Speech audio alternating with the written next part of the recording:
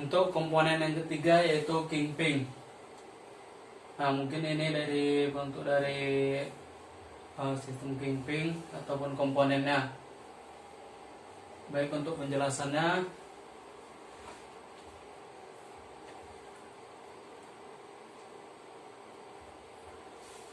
steering axis, garis sumbu tempat roda berputar saat berbelok ke kiri atau ke kanan, dan bisa digambarkan antara bagian atas dari shock absorber, upper support bearing, sampai lower suspension arm ball joint. Offset yang lebih kecil akan membuat kemudi menjadi lebih ringan dan kejutan akibat pengereman dan percepatan berkurang. Steering axis inclination untuk menghasilkan daya balik kemudi dengan cara memanfaatkan berat kendaraannya. Yang keempat yaitu toe angle. Toe angle atau toe in dan toe out adalah perbedaan antara jarak bagian depan dan jarak bagian belakang roda kanan dan kiri bila kendaraan dilihat dari bagian atas. Toe angle terbagi menjadi dua bagian, yaitu toe in. Bila bagian depan roda lebih kecil ke arah dalam daripada bagian belakang roda dilihat dari atas. Nah, ini jadi bagian roda mereng itu bila dilihat dari atas itu namanya toe in. Untuk yang kedua yaitu ada toe out. Toe out adalah kebalikan, berfungsi sebagai mengimbangi gaya pada roda depan yang disebabkan oleh adanya sudut gambar. Nah, kalau tadi yang bagian toe in dapat dilihat dari atas itu lebih kecil, dan ini untuk toe out bisa dilihat itu lebih besar jaraknya, lebih jauh. Dan untuk komponen lainnya yaitu ada turning radius, adalah besaran sudut putaran roda depan kendaraan saat berbelok ke kiri dan ke kanan. Turning radius adalah salah satu penyesuaian sistem roda, terutama bila ukuran roda depan besar atau kecepatannya bertambah. Nah, ada 5 komponen dari wheel alignment tadi. Yang pertama ada camber, caster, toe angle terbagi menjadi 2, yaitu toe in dan toe out. Terus turning radius, dan juga satu lagi apa tadi? Turning radius, dan satu lagi ke atas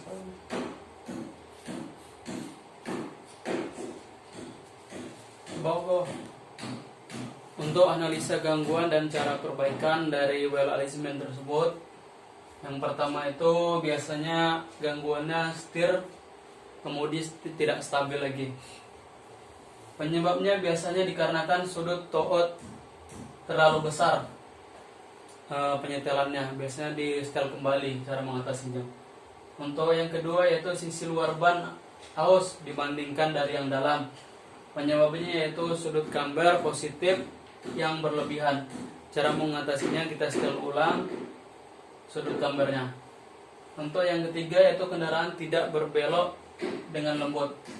Biasanya kondisi sudut gambar ban terlalu positif. Bisa kita cara memperbaikinya dengan sporing. Sporing itu yaitu meratakan atau meluruskan kembali ban roda seperti setelan pabriknya. Untuk yang ketiga, soal ketiga yaitu rem parkir. Rem parkir atau biasa dengan disebut rem tangan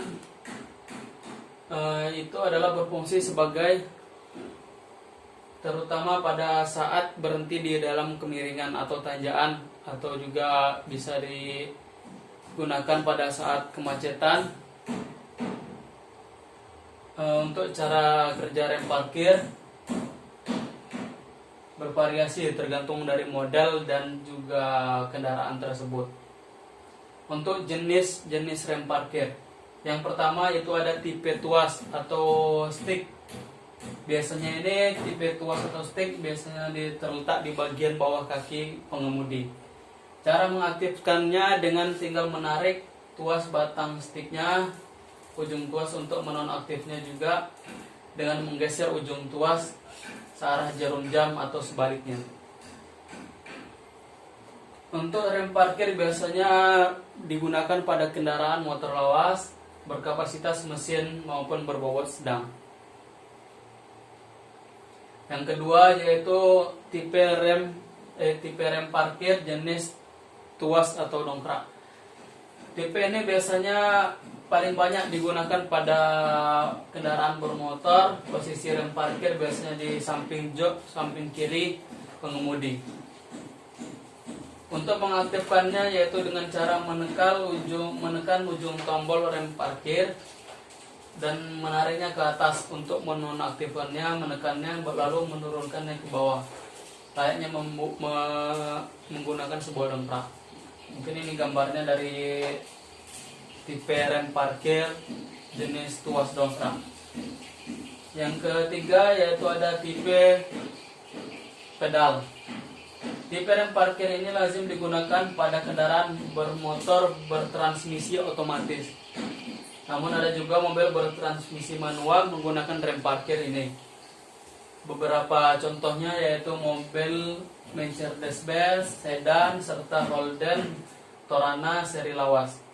Adapun cara pemakaiannya adalah menginjak pedal rem parkir, untuk menonaktifkannya adalah menginjak kembali. Dan mungkin ini gambarnya dari rem parkir tipe pedal. Untuk yang selanjutnya ada rem parkir tipe geser. Rem parkir umumnya digunakan pada kendaraan berat ataupun Honda CR-V generasi ketiga dan keempat menggunakan tipe rem parkir ini. Untuk cara mengaktifkannya ialah dengan menggeser tuas parkir dengan tangan, begitu juga untuk mengaktifkannya dengan arah yang sebaliknya. Nah, ini adalah tuas tipe rem parkir tipe geser, untuk biasanya digunakan pada mobil-mobil CR-V. Dan untuk tipe selanjutnya yaitu tipe yang terbaru sekarang, yaitu tipe tombol. Tipe rem parkir ini adalah yang paling mutakhir, karena dengan cukup menekan tombol rem parkir akan berfungsi secara otomatis. Nah, ini tipe ini biasanya digunakan pada mobil-mobil yang sudah keluaran terbaru ataupun mobil-mobil yang terbaru sekarang dengan sistem tipe rem tombol, rem parkir tombol, dengan cara menggunakan tinggal menekan tombol saja. Dan untuk cara kerjanya rem parkir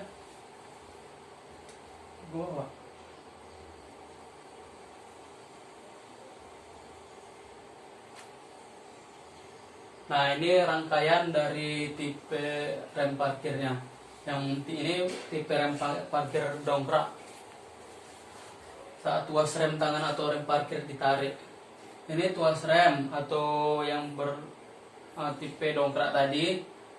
Ini ada beberapa komponennya, yaitu brake shoe lever, adjuster screw, shoe stud, ini batangnya, terus push atau shoe atau sepatu rem, terus kalbe. Kalbe ini adalah kawat.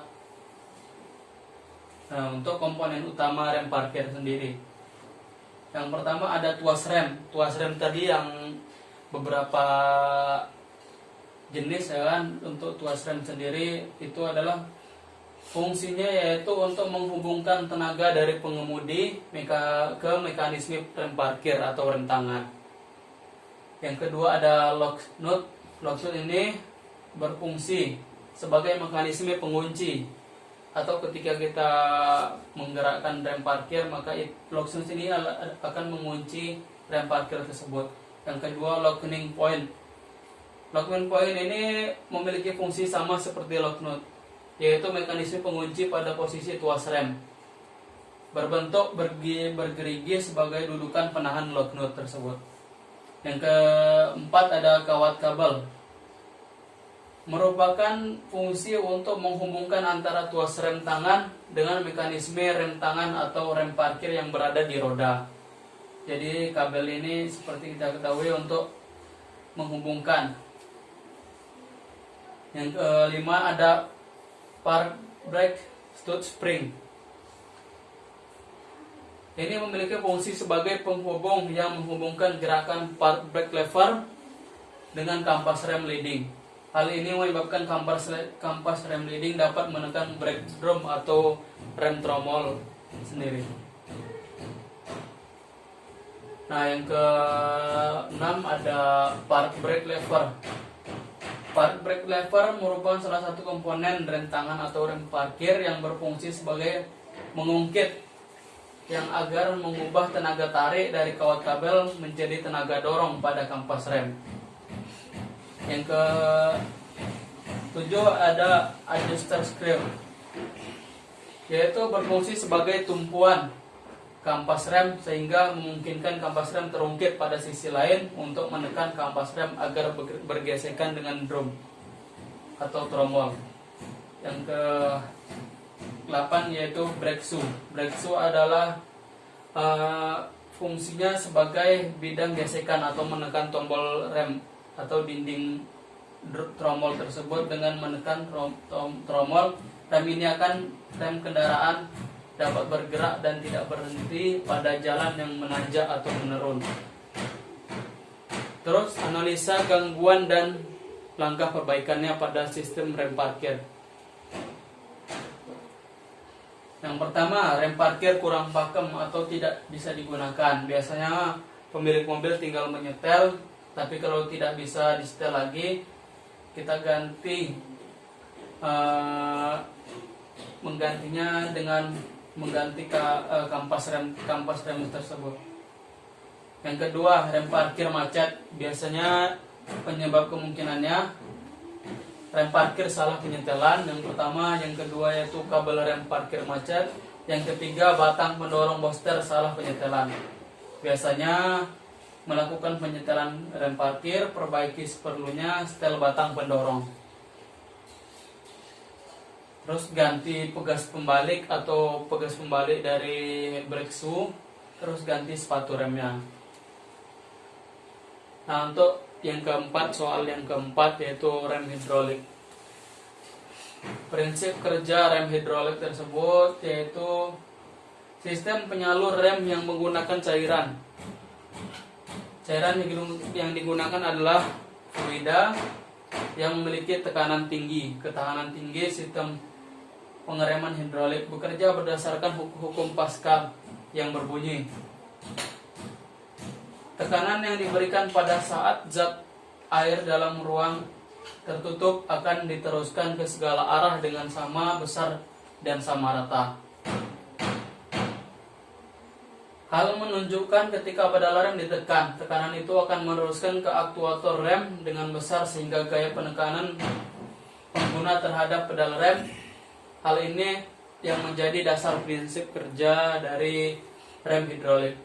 Rem hidrolik memiliki beberapa komponen utama. Yang pertama itu pedal rem. Pedal rem itu terdapat dari umumnya dari sistem pengereman. Yang kedua ada booster rem. Booster rem digunakan untuk meningkatkan silinder utama sebelum mencapai silinder roda.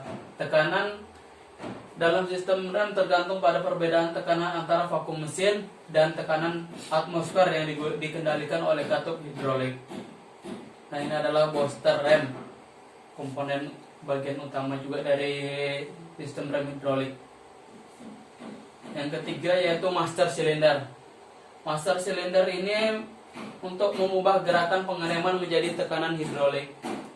Master silinder ini terdiri dari tangki penyimpanan oli berisi minyak rem, piston, dan silinder yang menghasilkan tekanan hidrolik.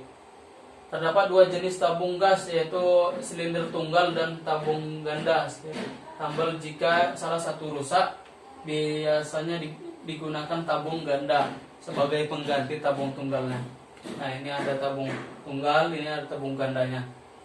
Biasanya kalau ini rusak, tabung tunggal rusak, maka akan dipakai tabung ganda. Yang keempat ada pipa hidrolik. Selang yang berfungsi untuk menyalurkan fluida atau minyak dari sistem hidrolik, sistem atau komponen lainnya. Biasanya dalam satu sistem rem ada pipa logam dan ada pula pipa elastis. Mayoritas pipa ini terbuat dari logam yang tidak ditekuk, membuktikan bahwa tekanan fluida dalam selang bisa cukup tinggi ketika rem beroperasi.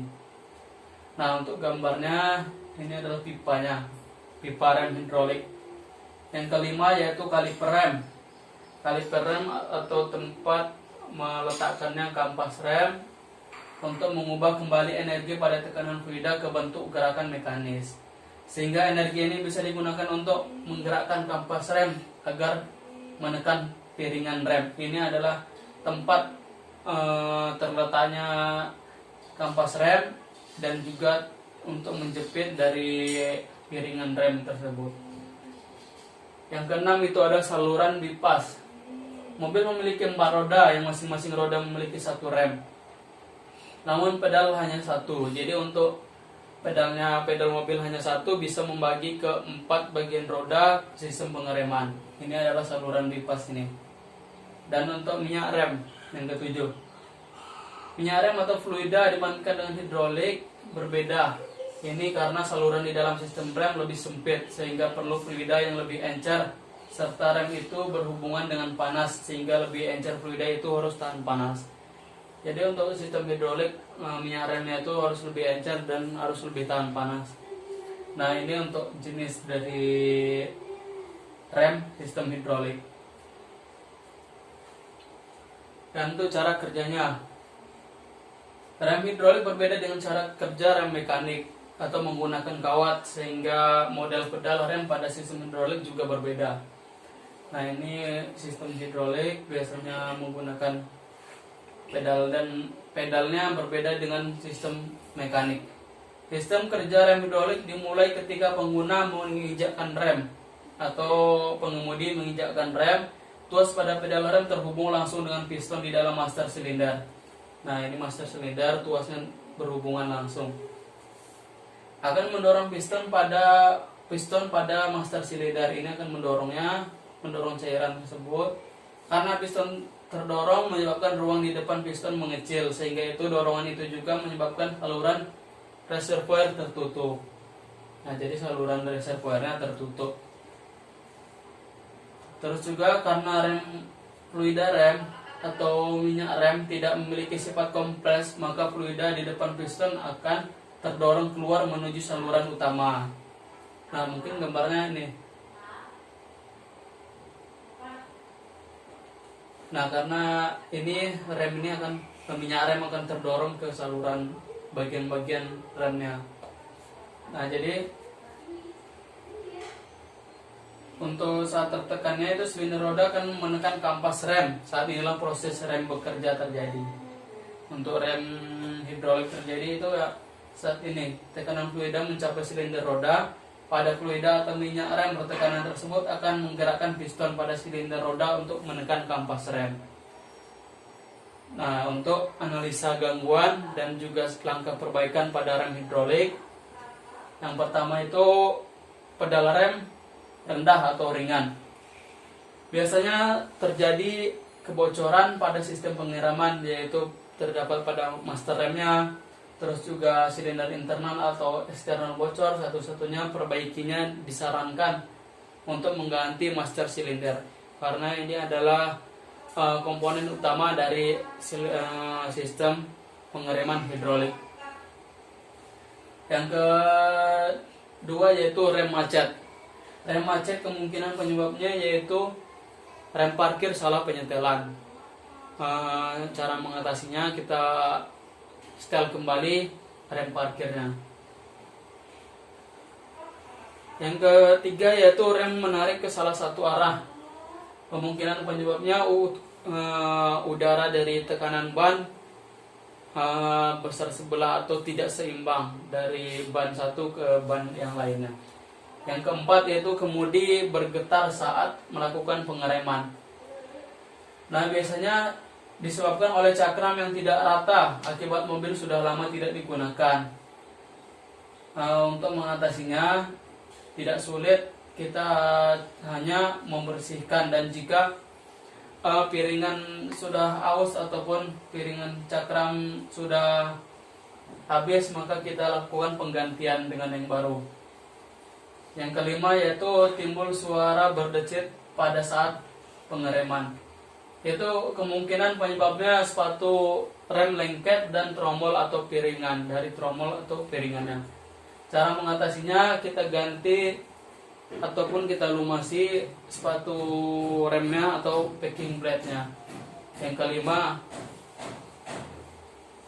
cara kerja penyetelan rem otomatis tipe 1, tipe 2, dan tipe 3.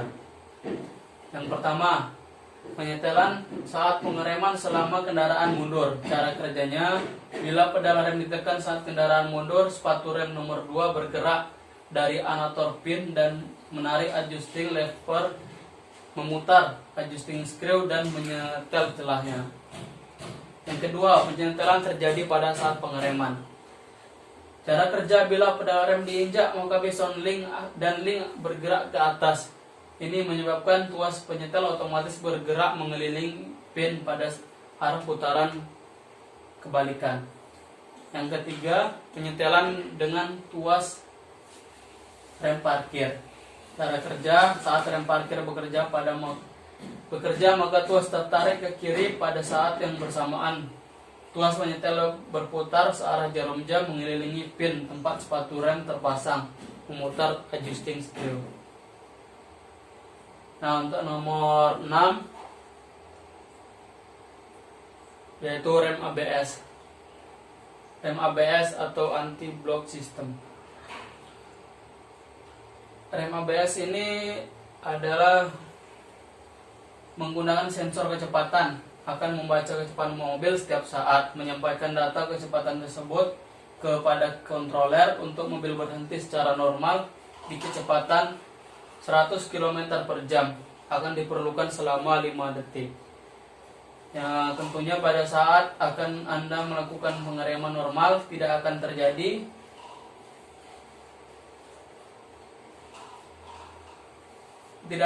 penguncian roda kendaraan. Lain ceritanya jika Anda melakukan rem mendadak, maka roda akan terkunci. Sewaktu melakukan roda terkunci itu kurang lebih dari 1 detik. Nah, untuk komponen-komponennya itu bisa kita lihat. Yang pertama ada pompa, kontroler, diferensial, terus juga sensor kecepatan. Sensor kecepatan ini berada di sini. Untuk kontroler biasanya di mobil sedan itu di sini, dan untuk diferensial di bagian belakang. Nah, untuk yang pertama itu sensor kecepatan tadi. Sensor kecepatan untuk